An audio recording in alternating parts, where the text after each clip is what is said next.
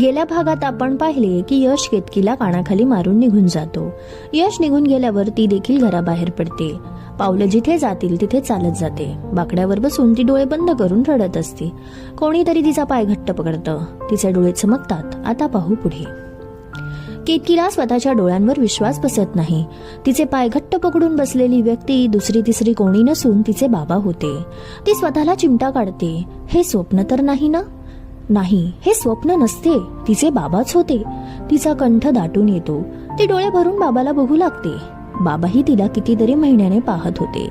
ती बाबांना घट्ट बिलकते. बाबा, मला माफ करा. रडावलेल्या सुरात केतकी म्हणाली. तोच पाठून खांद्यावर कोणीतरी हात ठेवला. ती मागे वळून बघते तर आई होती. आई लेकी एकमेकींना बिलगून रडू लागतात. केतकीला अजूनही ती स्वप्न पाहत असल्याचा भास होत होता. बाबांचा चेहरा खूप उतरला होता. वजनही खूप कमी झाले होते. डोळे अगदी खोल गेले होते. बाबा ओळखूच येत नव्हते. आईने तिला सांगितले की ती गेल्यापासून बाबा दड जेवत नव्हते. नेहमी उदास राहू लागले होते. एकही दिवस असा नव्हता की केतकीची आठवण येत नव्हती. वरवर कठोर वागणारे, राग दाखवणारे बाबा स्वतः आतून कोलमडून गेले होते. तिला बाबांचा चेहरा बघवत नव्हता. बेटा, कशी आहेस? तिच्या डोक्यावर बाबांनी हात ठेवून विचारले. बाबा, मी बरी आहे. तुम्ही कसे आहात? केतकी म्हणाली. माझी लेक दुःखात असताना मी सुखी असेन का? बाबा डोळ्यातील पाणी पुसतच म्हणाले. बाबा, मी खुश आहे. यश खूप प्रेम करतो. डोळ्यातील अश्रू पुसत आणि चेहऱ्यावर खोटे हसू आणून ती म्हणाली. केतकी, पुरे आता. आणि तुझ्या गालाला काय झाले? त्यांनी निरखून पाहिले. बोटांच्या खुणा दिसत होत्या. ज्या लेकीला इतकं जपलं त्या लेकीचा असा चेहरा बघून त्यांना फार राग आला. कोणी केलं हे? बाबा चवताळून म्हणाले. बाबा, काही नाही. मी पाय घसरून पडले तेव्हा लागलं. केतकी नजर चोरत म्हणाली. केतकी, खोटं बोलू नकोस. बाबा आहे मी तुझा. तू नजर चोरून बोलते आहेस. नक्कीच तू खोटं बोलते आहेस. माझ्या डोळ्यात डोळे घालून बोल. बाबा बोलले. केतकीचे डबडबलेले डोळे खूप काही सांगत होते. त्याची हिंमत कशी झाली तुझ्यावर हात उचलायची? आत्ताच्या आत्ता माझ्यासोबत तू घरी चल. ह्यापुढे अजिबात त्रास सहन करायचा नाही.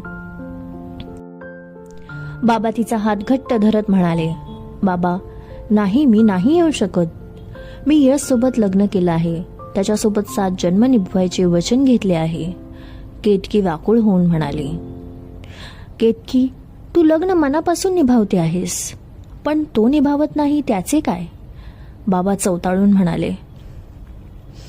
बाबा, पहिल्यांदाच असे त्याने केले, पुन्हा नाही करणार. ती यशची बाजू सावरत म्हणाली.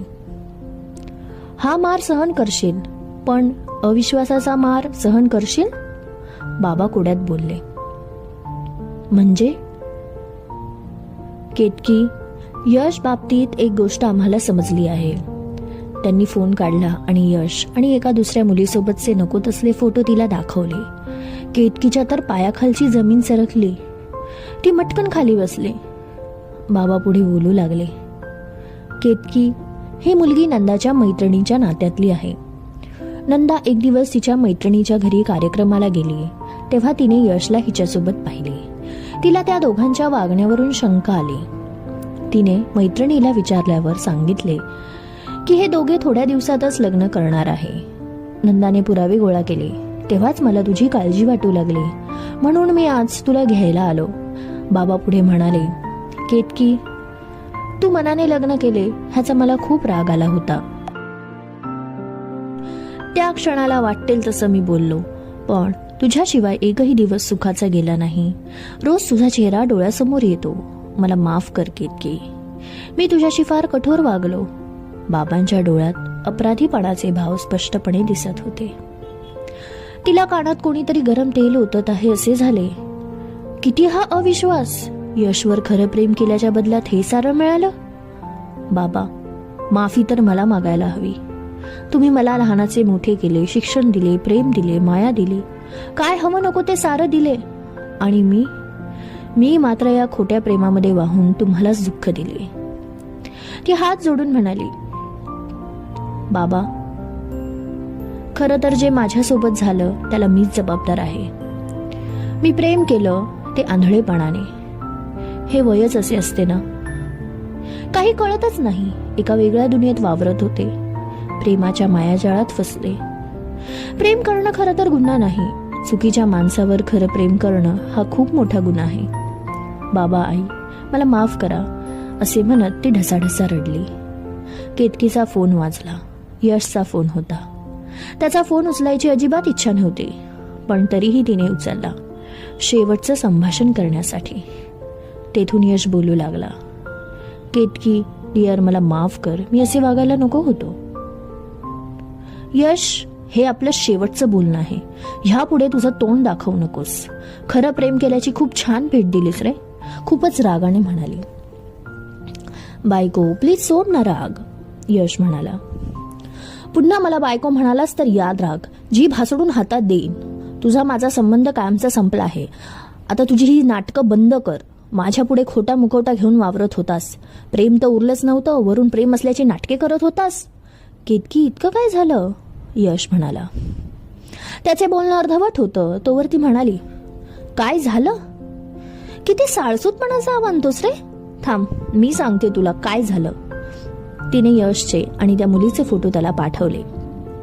बघ तुझ्या फोनमध्ये काय झालं ते. यशने ते फोटो पाहिले. त्याला खूप घाम आला. केतकी, मला कोणीतरी फसवत आहे. मला माहित नाही ही मुलगी कोण आहे. यश, पुरे आता हा ढोंग. कोणीतरी फसवत नाही, तू फसवत आहेस मला. असं करताना जराही लाज वाटली नाही? किती प्रेम केलं मी, आणि तू शी. यश, तुला मी सर्वस्व मानलं आणि तू माझं सर्वस्व हिरावून घेतलंस. लाज वाटते मला माझी. तुझ्यासारख्या मुलावर मी डोळे झाकून प्रेम केले, विश्वास ठेवला. तुला ह्या नको असलेल्या नात्यातून मी लवकरच मुक्त करणार आहे. असे बोलून तिने फोन कट केला. त्याचा नंबरही ब्लॉक केला. आई बाबासोबत ती माहेरी निघून गेली. तिने यशला सोडचिठ्ठी दिली. यशने दिलेले घाव भरायला वेळ लागला, पण आई बाबा आणि नंदा यांच्या साथीने, प्रेमामुळे तिच्यात पुन्हा आत्मविश्वास आला. एका मोठ्या कंपनीत ती कामाला लागली. पुन्हा नव्याने आयुष्याला सुरुवात केली. तिला इतकंच माहित होतं, यश तिच्या आयुष्याच्या पुस्तकातलं एक नको असलेलं फक्त पान होतं, पुस्तक नव्हतं. त्या पानावर तिला अडकून राहायचे नव्हते. पुढे येणारे सुख तिला वेचायचे होते. ती तिच्या आयुष्यात सुखाची, आनंदाची पानं वाचण्यात मग्न झाली होती. तिने भूतकाळ केव्हाच पाठी सोडून पुढे उंच भरारी घेतली होती, आणि भक्कम साथ होती तिच्यावर खरं प्रेम करणाऱ्या माणसांची.